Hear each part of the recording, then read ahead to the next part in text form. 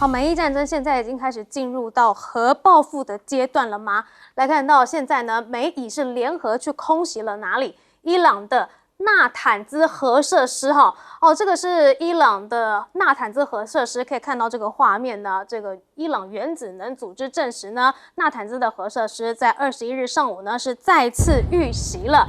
但是呢，他们进行了技术与专家评估，结果显示呢，并没有放射性物质外泄的情形，对周边的居民没有危险。但是呢，他们也谴责这一次的袭击，称这个违反了核不扩散条约以及其他与核安全还有安保的相关法规。好，那伊朗现在呢也发动了真实行动4的第72波行动，对伊朗德黑兰西部还有东北部等地传出了数次的爆炸声。那么伊朗防空系统不断的启动呢，试图要拦截入侵目标。好，那当晚伊朗也多个主流媒体都转发了，说呢这个伊朗的飞弹突破了以色列的防空系统都击中了以色列迪莫纳城市的一些画面。好，那这个举动呢，就是伊朗对于他们的核设施被袭遇所做出来的报复行动。好，但是我们刚刚说到了，它已经突破了以色列的防空系统那么当地的救援部门也通报了说呢，以色列的南部城市迪莫纳当晚呢遭到了飞弹袭击，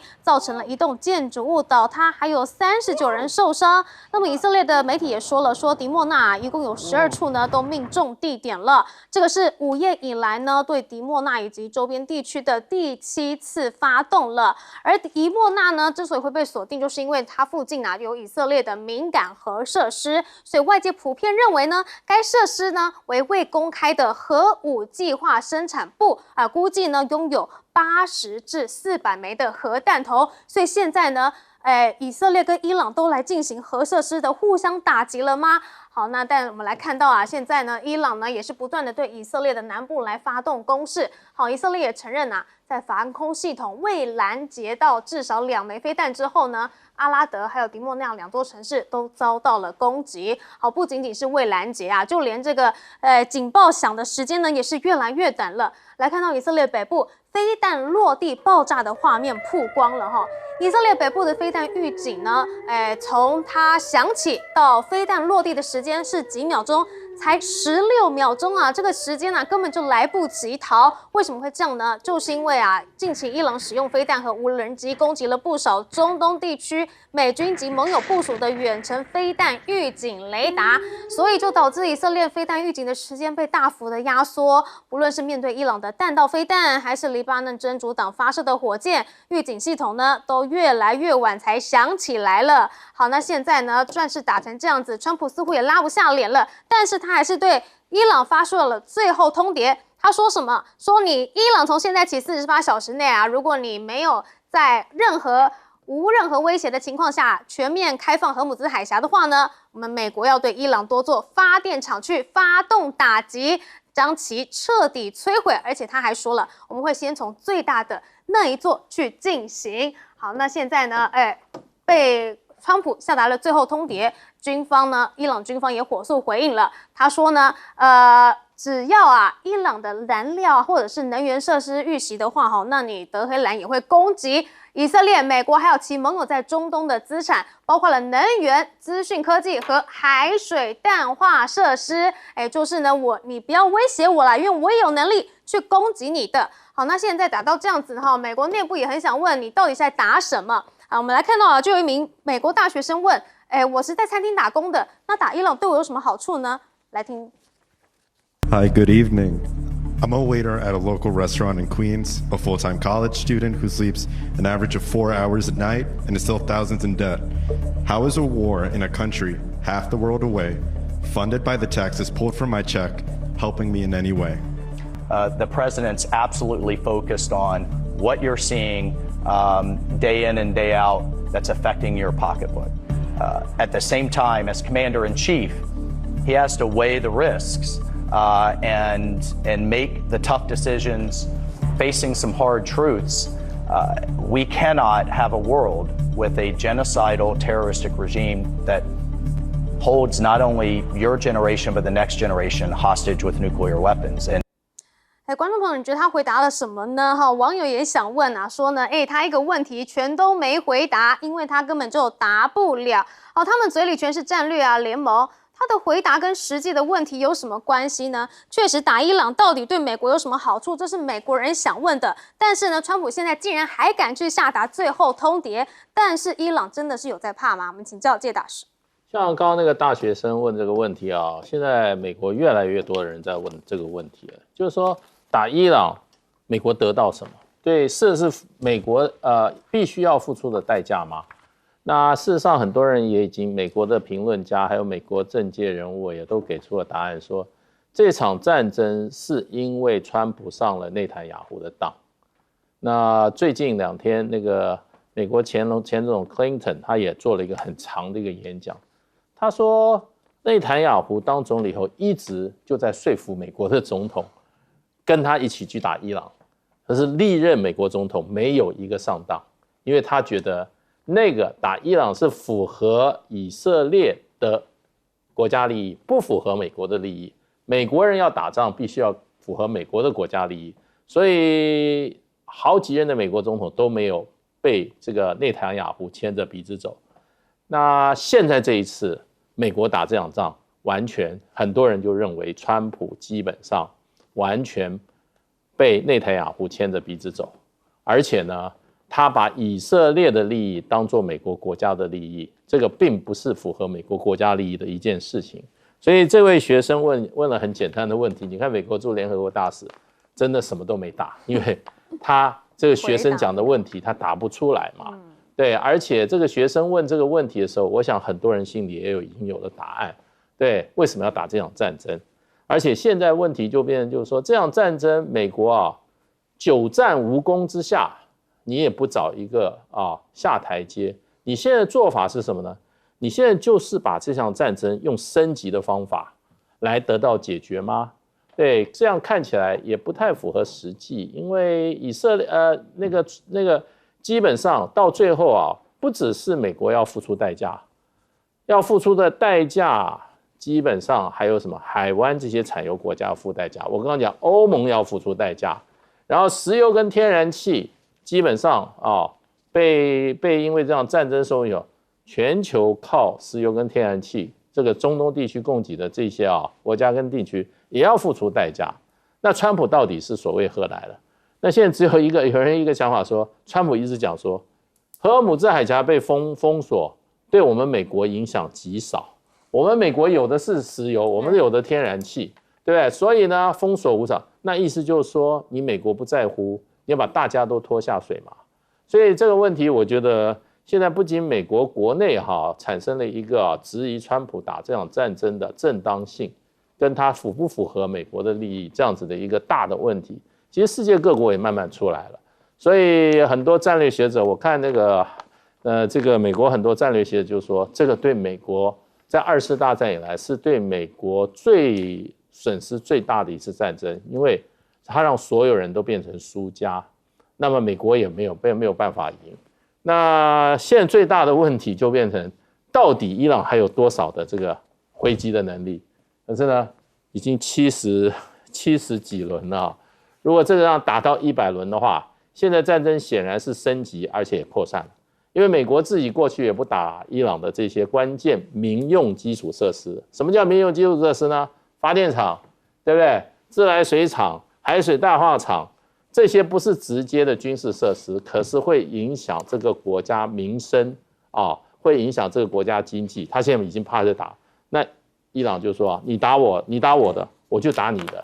虽然打不到美国的，把周围国家通通打掉，最后影响全世界。所以我觉得川普现在的问题是蛮严重的。他如果继续一意孤行下去的话，那不只是美国受损，很多国家地区都要付出很大的代价。好，如果48小时之后伊朗不从，那川普真的敢打他们的最大发电厂吗？请教彬哥。川普可不可能会打？有可能因为他现在就是要用尽一切的方式要逼伊朗就范。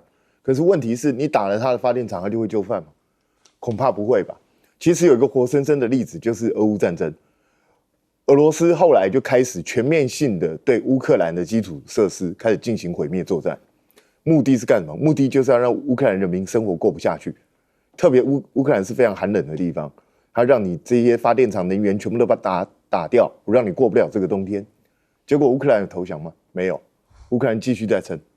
所以如果乌克兰都能够撑下去的话，伊朗大概你就算打掉他的电厂，他大概也就是咬紧牙关跟你死撑到底，你可能还是拿他没辙。那这样的做法只会带来一种结果，就是伊朗也会开始针对中东这些国家的海水淡化设施啊、核电厂啊、各种能源设施，我进行打击。因为他现在就是跟你来个鱼死网破，你打我什么我就打你什么。那只要能够造成这些国家的人民生活不方便，他就来啊。那到时候看你们的政府能不能抵住，因为他是神权统治，他无所谓。那你们这些相对比较民主的国家，你们有办法支撑下去吗？恐怕就要面对人民的质疑了。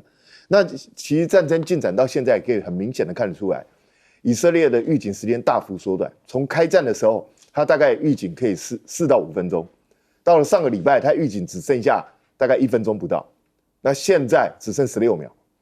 所以它的预警越来越差，就表示它的拦截的能力也会一直逐步的下降。那接下来可能很多，也许它的这个高战略价值目标的这一些地方不一定会被打到，因为防守比较严密。可是，一般的民生设施啊、能源设施啊、基础设施啊，恐怕就会被伊朗轰击，你完全没有办法防御。那这样造成的损害就会越来越大。那这一些是以色列也许可以承担，那中东这些其他的国家有办法承担吗？这恐怕都是问题。那这个大学生去质疑这个美国驻联合国代表这个问题，我觉得他的回答非常妙。他到后来居然瞎扯说，因为这个国家在进行种族灭绝，然后我们不能够让他手上拥有核武器。我听的时候，我就觉得你是在讲伊朗吗？你在讲的是以色列吧？因为以色列不是正在加沙走廊进行种族灭绝吗？那他手上又有核武器，那你应该去打以色列啊，你怎么会打伊朗？对不对？伊朗有在进行什么种族灭绝吗？伊朗到底有没有核武器？现在目前看起来都没有啊。那反而是以色列确实有核武器啊。所以美国不是应该要去对付以色列才对吗？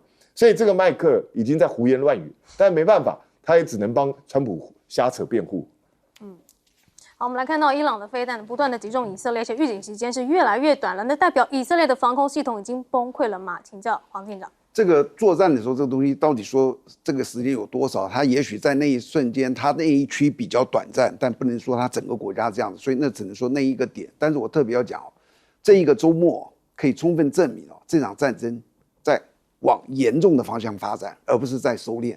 因为就在昨天早上，先是以色列去攻击了伊朗的一个核浓缩的基地，它的基地叫做纳塔兹，就是去年不是 B2 轰炸机炸了2个地方吗？其中一个就是这个，他昨天早上又去攻击它了，这是对不对？这是一个。第二个，那伊朗被攻击，他下午晚上的时候，他就反击了以色列的核子研究中心，他攻击了那里，死了大概死伤30多个，死的人不太多。他也攻了另外一个城市，2个城市加起来有100多人，你会发现他死的人不很多，他伤很多。为什么？因为以色列长期都有一个战场经营。你到以色列，知道它这个窗户外面都有一个钢板，它可以拉下来的，每一个接口都有一个临时的避难所，就一拉警报，大家都有很近的地方可以躲，所以以色列伤亡不大。这个时候你就可以发现其实现在有3个，一个美国，一个伊朗，一个以色列，他在这个战争里面的角色，从川普说我限你48小时之内要开通这个海峡这个东西，你可以推测，川普不想打，为什么？他要打你就现在打。你现在什么叫做我给你48小时？给他48，你们上次斩首有没有给人家48小时？没有啊，你要打就打了，给你一个时间，其实他不想。第二个，他说的攻击的是发电厂，你会发现他说的不是那个燃油的那个储存的那个中心，不是一个哈尔克岛吗？他如果把哈尔克岛毁掉，那是伊朗的经济的命脉，伊朗会跟你拼命的。所以他就说我打你这个电厂，打电厂会让伊朗人民很难过。但是各位知道伊朗有多少个发电厂？有600到700个，他要打哪一个？打最大的，然后还有一个600多个，所以他这东西他没有做绝。那伊朗他怎么回应这句话的？他说：“如果你打我，我就这样。”意思说你不打我就不打。所以你可以看到这2个国家其实不希望这个战争扩大，他们都希望能够稍微收敛一点。可是那个不放手的是以色列。以色列最近发生一些什么事？第一个，他上次不是去攻击德黑兰的30个油库，然后下了这个黑雨，然后以色列美国国安人员还问他一个发的那个 F 字，对不对？第二个，以色列又去攻击了南部的南波尔斯的天然气油田，川普公然出来讲，这个我不知道，这个东西我都不知道是他们自己攻的。然后还有一个就是昨天早上去攻击农作铀，你会发现不愿意退的是以色列，对，他在拖美国下水。以色列一直在攻击这个美国不想打的一些油田啊、能源设施，所以是谁想打仗很明显。好，我们先休息一下，马上回来。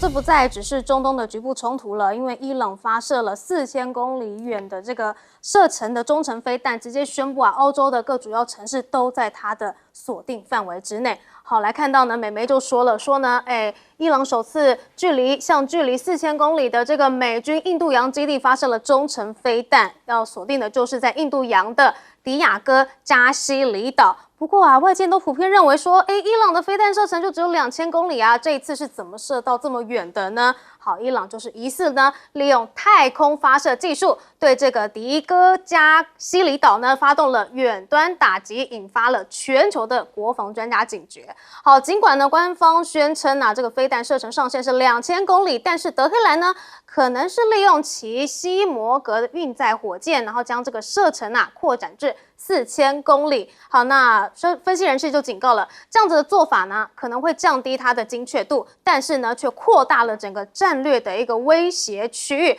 那么此举呢也被视为是伊朗蓄意要展现实力的举动，迫使华盛顿还有伦敦重新评估其国防战略还有区域安全规划。那这个迪亚哥加西里岛其实呢一直以来对美国都是具有很重要的战略价值的，一直以来都是被用作在中东开展行动的一个跳板，拥有大型机场储油槽还有雷达等设施。好，那现在以色列也警告了说呢，伊朗的远程飞弹可以打到欧洲多个城市。好，他说呢，他能够打到像是伦敦还有法国的巴黎柏林等等的，因为它都是距离4000公里，那就是整个欧洲地区都危险了。好，但是在那之前呢，现在海湾国家已经陷入战火了。来看到现在伊朗呢也攻击了55个目标，那么飞弹呢也在开斋节期间就落入到了阿克萨清真寺附近的美军基地。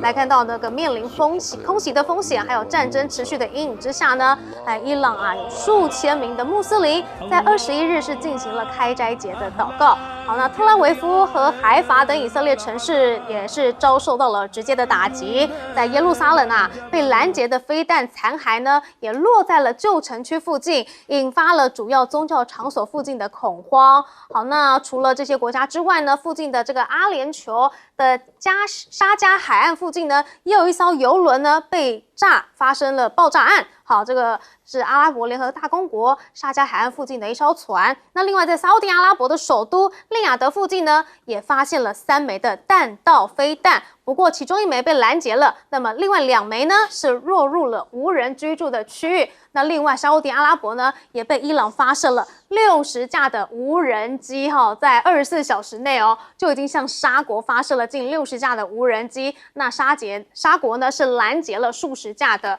无人机，而现在呢就是因为他们的一些攻击持续不停，所以呢沙国现在也驱逐了伊朗的外交人员，把他们呢列为不受欢迎人物，要求他们24小时之内就得要离境。好，那现在波斯湾国家应该要跟伊朗达成共识吗？我们来看到这个是美国经济学者的说法耶，他不挺川普他说呢波湾国家应该要跟伊朗达成共识，彼此并非彼此的敌人。那真正的敌人是谁呢？是以色列。他说以色列和美国呢是无法无天的国家，他们不想听取好的建议，不理国际法，不想服从联合国，不愿遵守联合国宪章。不幸的是，其他的国家并未发声，要求美以停止他们的行为。好，那现在伊朗呢也没有在怕，为什么呢？来看到他把自己的风险当成武器，就成了这个战局的一个最大关键。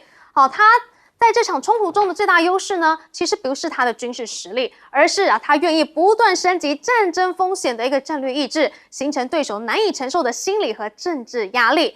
那么，川普现在也对以色列的部分军事行动表达不满，双方在战略节奏上面呢，并非完全一致，而外交管道更是几乎停滞。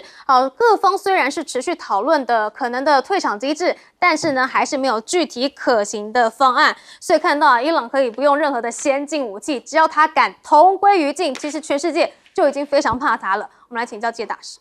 对，其实伊朗是有打长期战争的一个实力啊。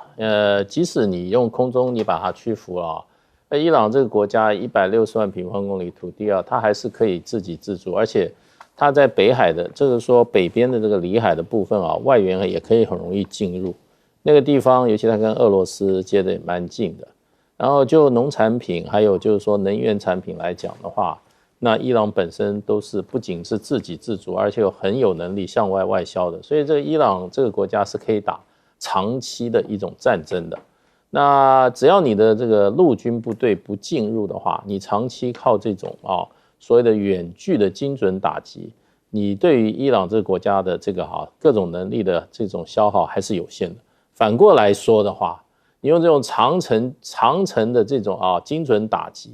今天你用战斧飞弹也好，你战斧飞弹一颗也大概才150万美金到甚至更高的，有时候180万美金一枚，这种消耗量是非常大的，所以川普才会这个战争打了1个月左右，就立刻跟美国国会要2000亿美金的这个预算，额外的预算，追加的预算。可见这场战争的话，美国是怎么样？是在消耗了很大的这些经济能力的。那以美国现在的经济状况来讲，不要说2000亿，就是1000亿打这场国内大部分人都在怀疑的战争的话，我觉得这场战争会对川普来讲是他对美国国内领导力的一个很大的赌注，甚至不只是挑战了，就是一场这个等于川普把他的所有的政治他的前途都赌在这场战争里面来了。那可是不要忘记，川普赌的不只是他的政治前途，他赌的也是他的共和党的同僚的这一种他们的政治前途。所以对川普来讲，真的越赌越大。那什么时候要下桌，还是不断的这个加注这是存乎川普一心之间。因为 Bloomberg 最近有一篇文章写得很有趣，他说美国川普美国应该要好好来检视一下川普跟他的这个内阁，他用的内阁叫顺从内阁，也就是说川普的内阁的人没有一个人可以跟川普讲不一样的话。如果讲了不一样的话的话，基本上可能就被川普赶出这个内阁了。所以美国这么多人才，这么多不同的这些专业的人士，可是到了川普面前都不管用，因为一切都看川普。那川普现在看起来是坐在赌桌上呢，下台了也不下来也不好。那现在他选择继续加码，可是呢，现在很多美国的这些战略学者，刚刚我们讲的萨克斯，还有最近这个米尔斯海默。那是这个现实派的这个国际关系的理论大师，他们一直都说，川普这一次是怎么讲？没有把美国的国家利益放在第一，而是把以色列的国家利益摆在第一。他认为这是川普最大的错误。好，而当伊朗把这个升级风险当成一个手段，可以看到他现在是比川普还要会玩心理战了吗？我们请教彬哥。对，现在伊朗证实他是有能力可以直接打到Diego Garcia 这个岛，那这个是美军重要的战略据点，所以当然会让美军可能有点忐忑不安，因为你不知道他什么时候会攻击你，那你是不是一定能防得住也不知道。那当然这个精度虽然会很差，但是重点不是在于精度，重点是在于他是有能力的，那你就不得不去防范。那美国要花多少资源在这个防范上面？所以显然这个战争发展到现在，伊朗的很多动作其实都超出了美国人的意料之外。川普本来以为我只要干掉哈梅尼，就跟委内瑞拉一样啊，你就投降就再见啊，我就控制伊朗啊。就他现在才知道，伊朗跟这个委内瑞拉完全不同，人家也不投降，人家继续在跟你对抗。那而且战争看起来越来越扩散，甚至有可能连欧洲本土都会被攻击。那在这种情况下，这个战争到底要如何结束？我发觉川普一开始把事情想得太天真，所以他完全没有去预料到，如果伊朗不投降的时候，他该怎么办？他没有去想过这件事。那所以现在伊朗就呈现这样一个状况，那这场战争到底要怎么结束？现在看起来川普是没有备案，他没有 Plan B 啊。那这样你要继续这样消耗下去吗？你如果持续这样再消耗下去几个月，那请问一下，美国内部不会大乱吗？你自己有资源有能力这样子不断的在那边消耗吗？所以这个恐怕对川普来讲都是非常大的一个麻烦。可是伊朗他现在就是，反正我就是跟你鱼死网破，我就跟你死磕到底。那在这样死磕到底的情况下，你说周边这些国家他们能够怎么选择？你说像这个学者一样去跟伊朗和解，去跟美国对抗吗？他们不可能做这件事，因为他们自己也知道自己很多地方是依赖美国的。那所以他们现在也会做出这种驱逐大使啊，我就跟伊朗就是断交这样的一个状况。可是大家没有注意到吗？之前这些国家不是很生气吗？不是说我们要出联军，直接这个地面部队由我们来作战好，然后讲了之后，怎么讲完之后就没消息？再来讲他们的国家遭受损失，那敌人是伊朗很明确，你们应该就组成联军进攻伊朗啊，解决美国的心腹大患啊。可是他们也并没有这样做。所以你也可以看得出来，这些国家其实也是嘴炮，他们也不敢真的去打伊朗，因为他们也怕到最后麻烦会越来越大。所以只要你不发动地面作战，那这场战争显然伊朗就一直躲在乌龟壳里头，你就是打不到他的西村要害。那请问一下怎么结束呢？恐怕非常难以结束。尤其现在伊朗的飞弹又可能威胁到欧洲各国，那现在各国是不是更不想要跟这个战争画上边？所以北约会跟美国离得更远吗？我们请教黄舰长。我觉得北约会离美国越来越远，因为大家越来越看出川普这个人的做事他是随心而至的，他不跟底下的专业的人先讨论。你看他的所有的命令发布，就从他的出social就直接他自己就写了，没有一个国家真正是这个样子，一定从底下的。你说我要护卫这，我要做那个，我要登陆什么的，底下的专业跟你分析完毕就知道你做不到。结果他说完了之后，他才去问底下，人家才可能跟他讲说做不到，这是一个。但是我倒觉得这次我非常意外的是伊朗，因为为什么你知道？因为所有的这些国防的主要的力量就是说避战，第二才是战胜。那你要避战的话，它的主要的手段就是吓阻。吓阻有3样，叫做透过第一个沟通，告诉你说，我会这样子，我有这个；第二个我要证明我有这个能力；第三个对手要相信我的可信度，知道说我这样子。好比说我有核弹哦，那对手就想你真的有吗？那我证明说我有核弹，那他确定有，那还要相信你必要的时候你会丢出去。这就是一个叫做吓阻的3个手段。今天很少说我有什么东西我藏着不讲，好比我有一个核弹我都不讲，有一天我快要被人家打趴在地上死的时候，我才把它丢出去。全世界找不到这个样子的这个国防策略，你知道？可是你去看伊朗它的主要敌人是以色列，所以它一直有发展中程导弹，地对地的。但因为以色列距离它的边界大概1000，所以它发展的中程是1500到2000这样子。所以所有我都知道它有大概2000，可是我从来不知道它有能够达到4000的。它这次达到4000的东西，证实它在藏锋啊，它没有把这东西露出来。你一旦丢完这个东西之后，其实所有的这些别的国家，第一个就在想，还有没有什么伊朗没有公布的这些法宝？他怎么会不先把它先告诉你啊？我有4000哦，你们这里不要睡动啊！这个北约这个叫欧盟这里的国家我都够得到哦。这是一个，就是他让人很意外。那接着就要让你去想，还有什么东西是他藏起来的？我跟你讲，他可能没有核弹，但你们知道什么叫做脏弹？它有60%的浓缩铀，对吧？我装在那个炸弹里面，我炸到特拉维夫，邦一下炸出去，它要核实清楚，那就叫做脏弹，它不会引起核爆。但是伊朗会不会这样做？除非他决心要跟这个世界拼了，否则他不会。他这样做完之后，大概就是他死的时候。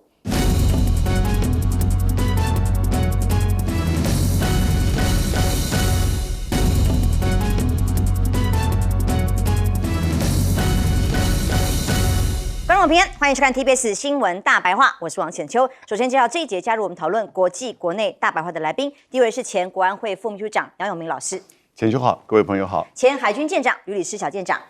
主持人好，各位观众大家好。淡大的聂老师随时加入我们的讨论啊。今天当然世界上国际上还是在看伊朗的战事，真的，当川普说我已经把他们的空军都打垮，把他们的这个基地都打垮的时候，居然伊朗不断的新一波的攻击持续的发生，真实承诺4第73波了的攻击发出来。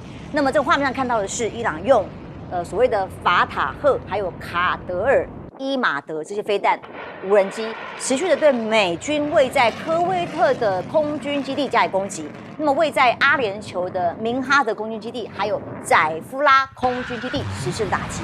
也就是说，这些是导弹，不再只有无人机，各种进一步的攻击持续进行当中，对于美以多出的军事设施加以反击。所以这第二波72波里面呢，甚至还打击了以色列跟美国海军的第5舰队。所以伊朗表示，现在我们的战事正在升级，升级以后的伊朗本土攻防系统会在未来创造更多的战果。我相信川普一定觉得不敢相信，他觉得怎么会？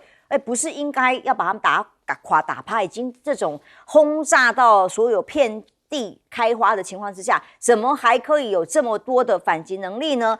几乎把军事设施不是都摧毁了吗？结果美国媒体 Bloomberg 公布的消息是，自从美伊冲突爆发以来，已经有至少16架的美国军用飞机被摧毁，包括了10架被敌方火力击中的死神无人机，那还有6架在袭击或事故严重损伤的飞机，其中大家当然最瞩目绝对是 F-35 不是神级的存在吗？这个隐形战机居然能够被打到，那么伊朗的部队发生什么事？专家分析，这个是大陆的军事专家魏东旭分析的，他认为呢，这2种可能，一种是用守株待兔的方式等在那里做重点的伏击，或者是真的已经摸清楚了这个套路，把这个军机飞行的路线可以完全的掌握跟规律，就加以伏击。这对于伊朗来讲，当然是让美国吓一大跳的一个做法哦。美国攻击伊朗的做法，还有以色列攻击的做法，是现在已经杀红眼，连这个军事设施、能源设施都在攻击的情况之下，居然这个叫打地鼠措施。CNN 发现，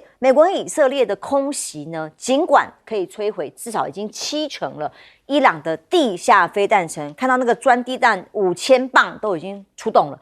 结果呢，进到隧道入口，伊朗却只要花48个小时就能修复。已经有证据显示，伊朗人正在挖掘以进入地下的这个军工库、地下工厂，让空袭就好像打地鼠一样，很难收到效果。所谓打地鼠是怎么样？有钻出来的这个地鼠打下去，以为打到了吗？没有。它到底下去有其他更多的措施，更多的地鼠在底下，所以显然是没有达到实质摧毁的效果。所以美国说伊朗作战能力持续下降啊，川普说我已经把他们空军都灭了，没有那个能力。结果呢，直接持续的被打脸。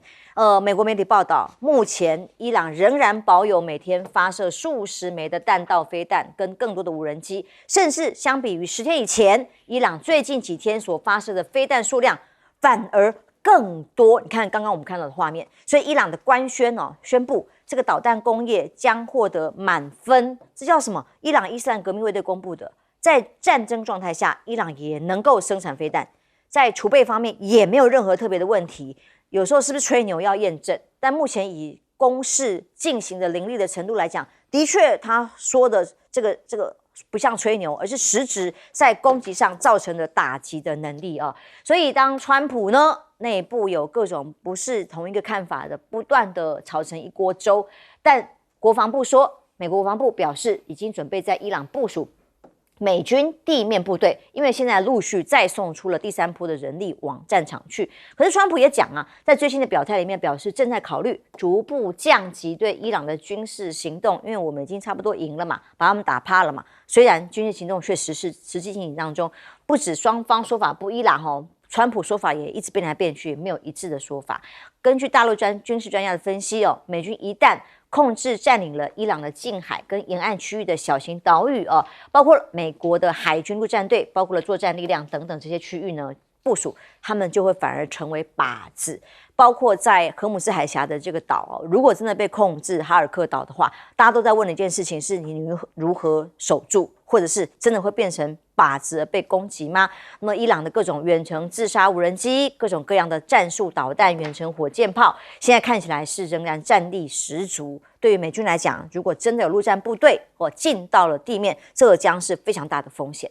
杨老师，我们看这几天呢，美国跟伊朗的战争情势其实不断的在升高，而且相互在测试对方毁灭能力。尤其是伊朗在展现他在针对整个中东地区美国的基地、以色列的基地，现在甚至到核子设施的基地，以及甚至远在外海印度洋的美国的基地，它的攻击能力，也就是说，这是一种相互在测试以及相互在展现自己保证毁灭的能力。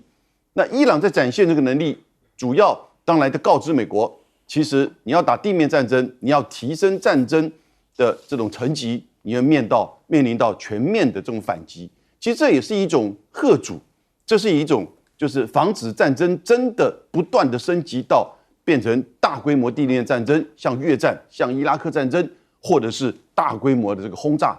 那伊朗到目前为止，战争你看进行到目前的情况，其实展现的能力越来越强劲。川普感觉到意外的是，他已经第4个意外了。第一个意外是那种斩首行动没有把伊朗成全政府一下子打趴。第2个意外是他发现到伊朗反击能力越来越强劲。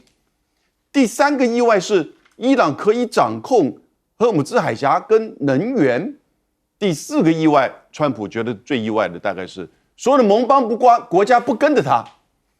那现在到目前为止，3月22号就昨天3月21号，我们看到伊朗说，美国也证实他发射2枚飞弹往4000公尺之外，在印度洋南部的叫做 Diego Garcia 英国的属地的一个军事基地，但是跟美国一起合用。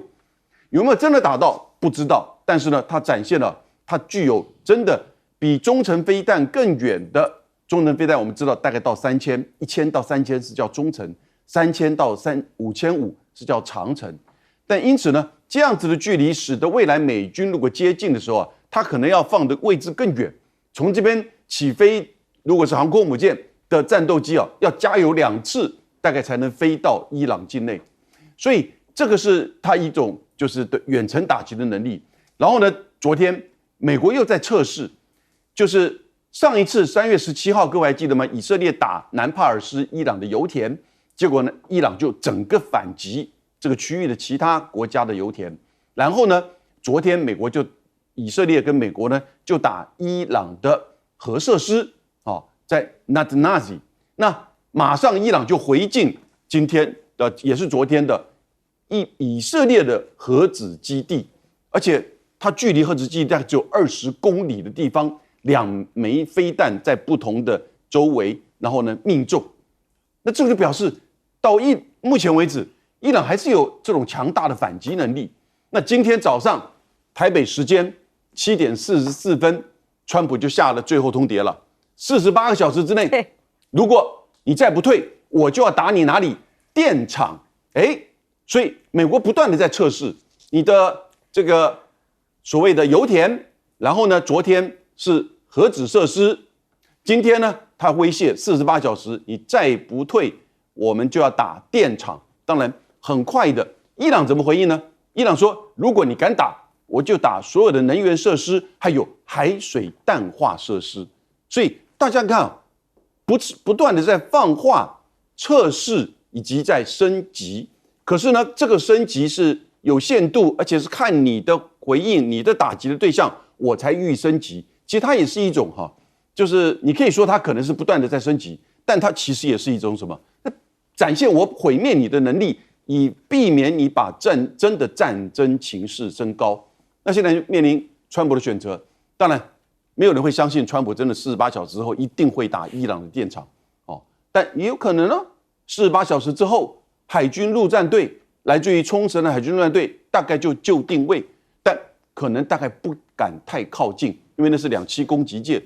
就昨天的2枚的中程弹道飞弹，就显现出美国的这些2栖攻击舰、航空母舰就要放得比较远的位置，这就会增加它在战术上攻击上的这个困难度。因此呢，就会使得你在任何的所谓夺岛或者是占领荷姆兹海峡，甚至你去夺取伊朗的浓缩铀的这些作为啊，困难度就会加大，因为伊朗在地缘上其实有很大的这个优势，也就是它基本上相对于伊拉克是一片平原，都是沙漠，伊朗呢全部都是高原，甚至是高山重谷，所以这个战争呢，现在为止还不要太悲观，因为呢相互的在测试对方的底线，看起来战争其实是在升高，可是呢相互保证毁灭的这种情况啊，也使得彼此懂得克制。真的吗？因为美英这个岛屿倒是共管的岛屿是已经声明说，的确导弹打过来了，但没有打中哦。但是证明了一个伊朗有攻击中东以外区域的能力。陈想怎么看哦？现在双方互相呛下，但是重点是伊朗没有要停止攻击的意思，而川普现在到底发不发动地面部队会是一个关键。但所谓的升级呢，是打的设施越来越夸张，互相打核子设备啊等等的电子设备啊、核能设备啊，那这才是全世界最担心的事情，尤其是能源，当然现在还控不住。讲到迪亚哥加西亚岛啊，那等一会儿我们在第3部分的时候会讲得更清楚。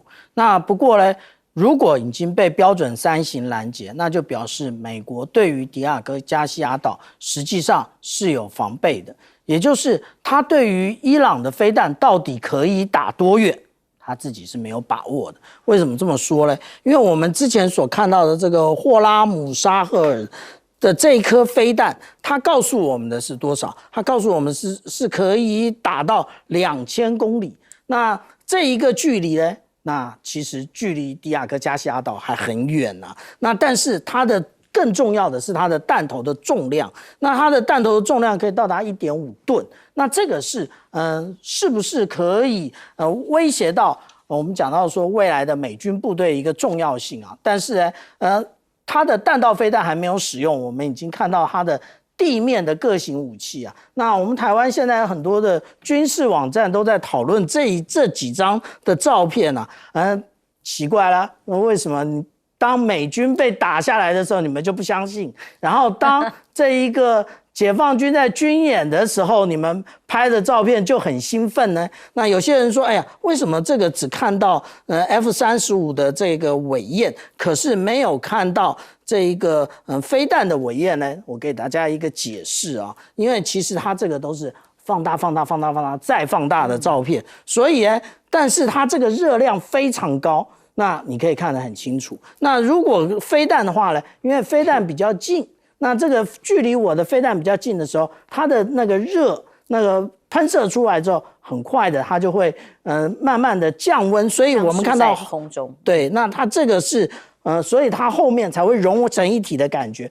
如何证明它是不断放大的？难道你是飞在天空中拍的吗？不然为什么爆炸会变成这么大啊？那所以这可以证明啊。那 F-35的问题，大家都会觉得很奇怪 ，F-35为什么可以被这个飞弹打下来？其实我们看到啊，它以 F-35来讲，它的机身的上半部，还有前面，然后还有下半部，它一共有6个所谓的分散式孔径系统，也就是我们看到啊，这一个小小的就是分散式孔径系统。那这个是它就是在解释这个分散式孔径系统的部分啊。他讲说，如果你使用这一个我们讲到说红外线的这种飞弹的话，实际上来讲，它就可以有效的侦测到。那到底是哪一种飞弹呢？那当然，以俄罗斯的讲法呢，是所谓的386飞弹啊。可是呢，我们更常看到的是R-27T 的这种飞弹，无论是哪一种，反正打到就是最厉害啊。那我们讲到说，大家可能都不知道说，这个伊朗它的一个飞弹呢，它不是像我们讲到说，它有一个陆天的，或者是它有一个厂房在那边，它全部都是地下。我们来看看这是不是就是一个地下工事，然后这个地下工事里面，它都是用手戳出来的，跟我们想象的那种自动化完全不一样。所以这个也就是美国太轻敌，而且他觉得，哎呀，我们早就已经掌握了，尤其是我们当初一开始就一锅端了，透东啊。但是现在才发现好像不是这样。真的，伊朗展现的是不对称作战的奇迹耶！这个地底连钻地弹都去发动了，显然也炸不掉它。甚至这个报道里面讲说，它还可以马上修复，在地底下造飞弹。那难怪现在完全没有被美军的攻势给灭了所有的攻击能力。聂老师，好，第一个你讲这个不对称，这个世界上有存在非常多的不对称，你要它对称非常难但是从最原始的军武实力来讲，当然不对称。美国的军力，它的国防支出就是第2到第10名加总的总和还要超过。当然是美国军力实力强的不对称太多，可是呢，这次发现很奇怪，有另外一个不对称是反过来到了另外一方，就是不是光看军事实力，我们这次看它的军武价格，你就发现非常不对称2-3万的无人机他们要用爱国者400万，甚至萨德1200万去敌对，200倍到600倍这样的一个价格不对称，用很昂贵的一次性防弹衣去挡人家一个很便宜的子弹，他怎么去玩？现在伊朗要对他打的消耗战非常不对称。第二个不对称非常清楚，经济不对称。这一次所产生经济不对称，当然从能源这个天然气发生的全球的经济不对称，实际上罪魁祸首当然就是川普把一个这个国际超商烧了，还要人家去买单，叫别人去灭火，说他自己有。重点是这个川普他现在造成他自己国内的经济，甚至未来通膨，也就是造成了你会发觉伊朗的确有很多的受伤，但是美国的这边的经济的不对称也就发生。第三个很明显，刚才我们有没有讲到所谓的国际的声誉的不对称？现在哪一个国家要跟他跑？他讲了多少次，甚至连他最想敌对的中国都叫中国来解救，所以这个非常不对称。我现在要讲一个这一次发生的地鼠我就把它当作一个理论。这一次有2个理论，一个叫地鼠理论，一个叫马拉松理论。现在讲地鼠理论就是它的攻防战略什么战略呢？讲不好听一点，以这个伊朗这个国家，它的文化其实非常悠久2000多年以前波斯帝国，再来它人也多，第二国大地也大。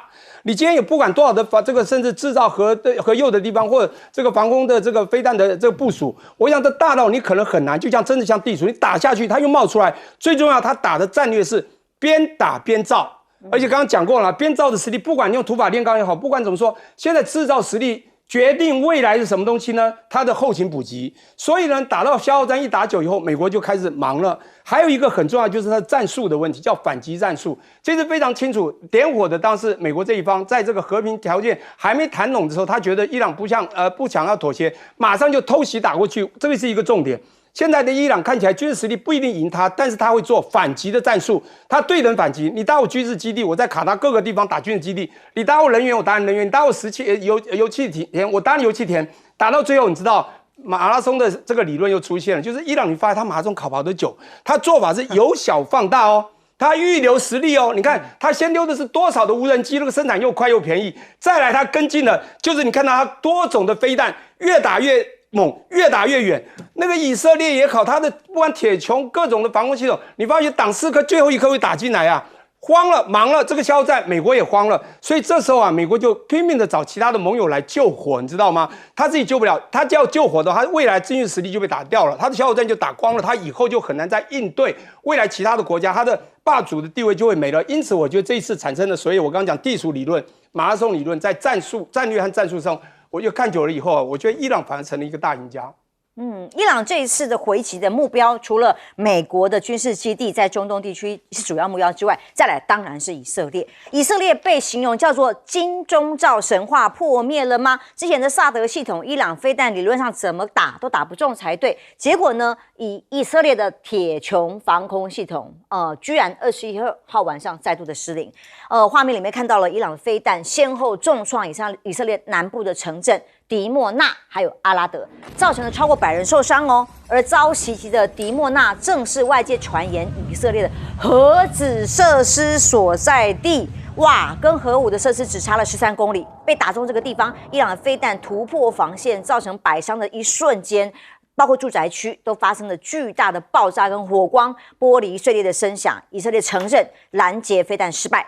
发言人呢，甚至说防空系统虽然启动，但实在是来不及把这个飞弹打下来。尽管这些飞弹并非特殊或者不常见的型号，但就是拦不住。这是以色列再次有2次拦截导弹失败的记录。伊朗宣布战争进入了新阶段。他说，如果以色列在高度防护的迪莫纳区域都没有办法拦截的话，那么还有在作战上空已经意味着战斗进入新阶段。伊朗的这个议会议长公开的讲，以色列的天空无防御可言了吗？包括以色列北部这个导弹，我们看到画面哦，预警到有飞弹来了，结果到落地的时间居然只有16秒。这个是以色列大部分的讯息封锁，这一份的14频道放出来的画面监控显示，以色列发动了警报，他知道飞弹来了，但是呢，落地响起警报到落地的时间是16秒，那么显然还是拦不住，炸了当地的远端导弹、预警导、雷达等等的时间被大幅的压缩反应的时间。所以呢，纳坦雅胡也首度的承认，对于未来的战争而言，这是一个非常艰难的夜晚。我们正在现场增派更多的紧急救援人员还有资源，各战线将持续打击我们的敌人，誓言要反击。因为以色列核研究中心被攻击距离这么近，哇！对于纳坦雅胡来讲，这件事情多么严重，其实全世界都吓坏了。你们互相打核设施，世界还要活吗？包括伊朗、以色列互轰的核设施所在这个百商原子能总署呼吁，拜托，大家要克制。这场冲突已经进入了互相锁定核相关设施的报复升级阶段。国际原子能总署的署长葛罗西说，各方应该展现最大的程度军事克制，特别在核设施附近包括伊朗宣布击中以色列的 F-16战机，那么以色列承认遭导弹击落，过去都讲说他们互撞都不承认的。这一次是公开由以色列国防部承认，这一架空军战机在伊朗领空执行任务期间，遭到一枚地对空的导弹袭击，战机没有受损，任务按计划完成，所以是打到了，但是没有打掉下来吗？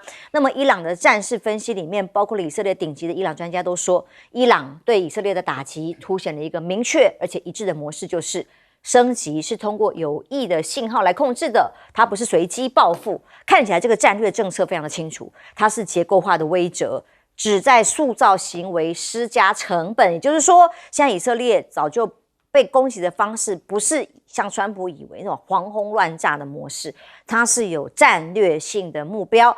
甚至在以色列内部产生的压力是这样的，也有民众站出来抗议了，街头上出现了反对以色列攻击伊朗的这样的军事打击的声音。他表示，这场战争是不正确的、不正义的，战争无法解决任何问题，只会让更多无辜的人被杀害。随着以色列可能越来越多被攻击到的民众、民宅，还有生命的丧失，到底这个正当性要让战争维持多久？以色列都已经产生不同的声音了。同时，因为以色列的攻击的目标还扩大，包括了黎巴嫩南部的医疗设备遭到以色列轰炸。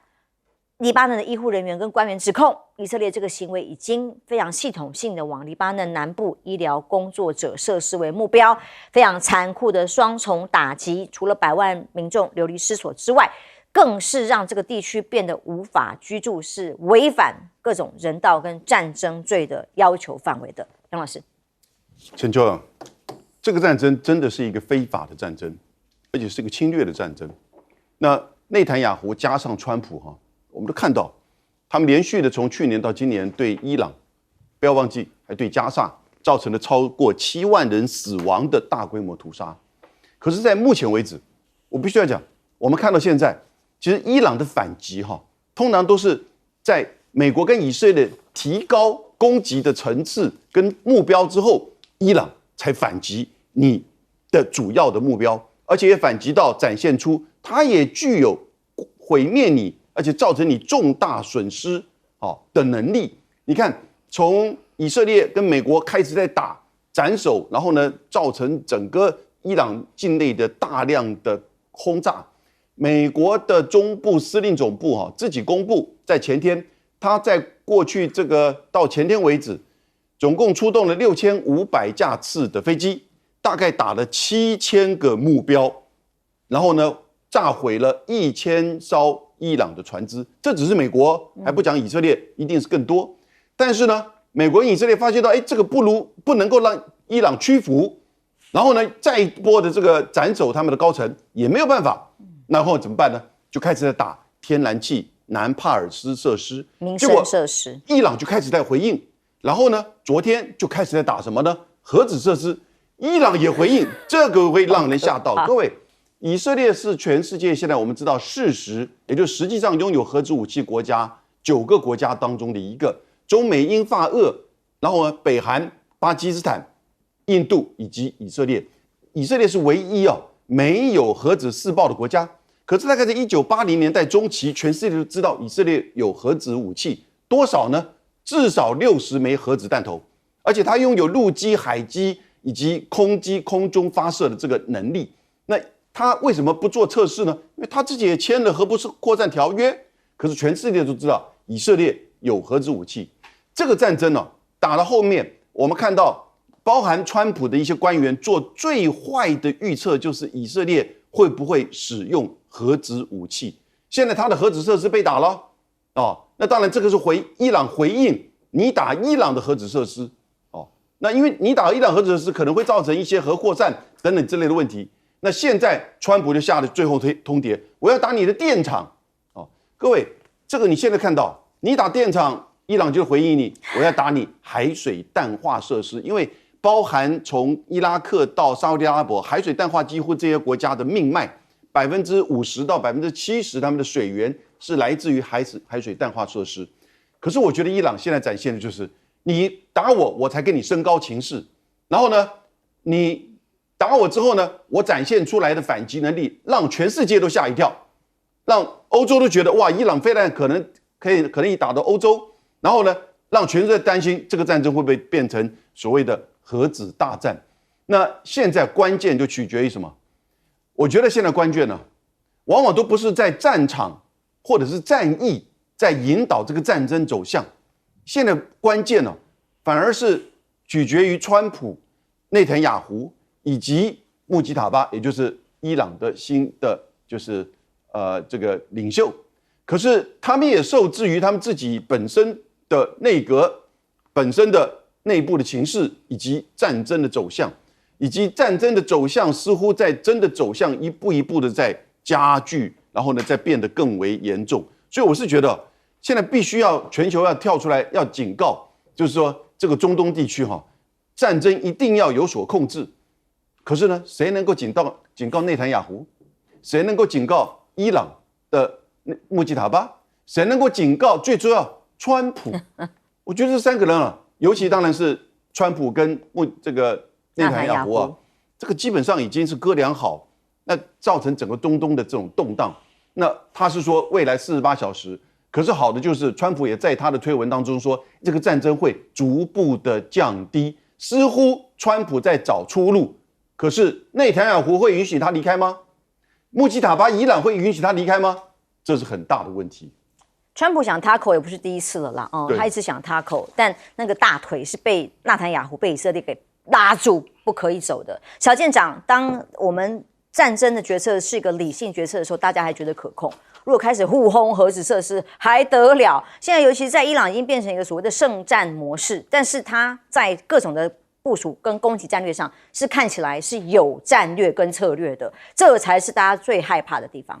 人家一直认为2月28号伊朗的高层被一锅端之后呢，这时候伊朗应该就失去领导中心了。那个时候他们很快的就进入了一个去中心化的直管。可是大家不觉得奇怪吗？他可以这样回应，代表什么？代表他在去中心化之后，他又不断的建立新中心，那新的中心不断的会下达新的指导，而且这个指导呢是受控而且有序的，也就是刚刚杨老师所讲到的，你打我什么，我就回应你什么。然后呢，他也不会一次倾巢而出，他也会量入为出。那这一个量入为出，到底还要出多少？这个才是美国背后有多少？对，这是让大家觉得害怕的地方。这是美国跟以色列最头痛的。大家对于这个铁穹一直有一个误解。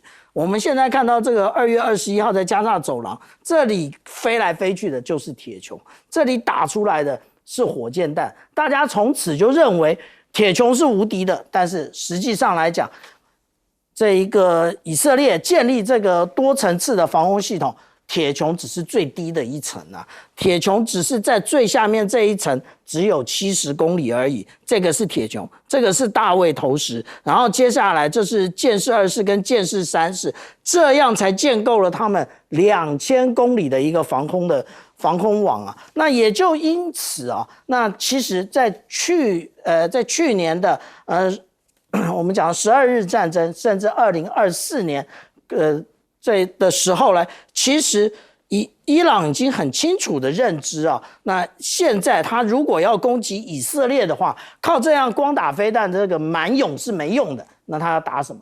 我就打你的眼睛，让你没办法目获。我们现在看的这一条线呢，就是美国从海湾国家这边一连串建构的这一个雷达网，我就把你这些雷达全部打掉。所以我们刚刚看到为什么那个预警就是响警报到被命中啊，只有短短的16秒，原因也就在此啊。那接下来我们看到说，有关于以色列到底有没有核武这件事情谁最清楚？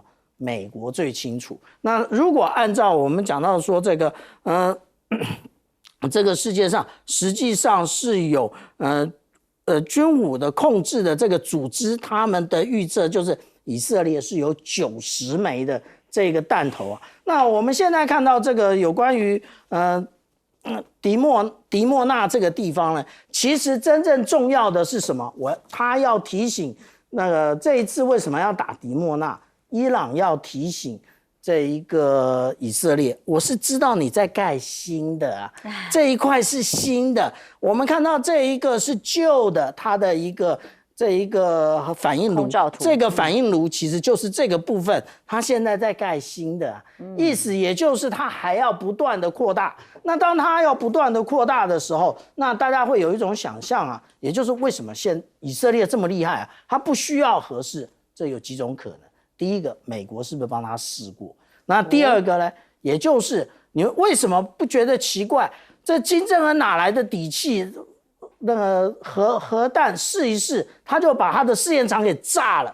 因为现在的核武都是由超级电脑来算出来的，但是我只要收集到足够的这一个也就是当我爆炸之后，我这个资讯，然后建构所谓的演算法，然后我就可以测出我这一颗核弹，它实际上来讲，它的临界质量需要多少，它的爆炸范围是多少。这个也就是我们看到以色列它没有核试，可是它为什么大家都认为它有核弹的真正重要的原因。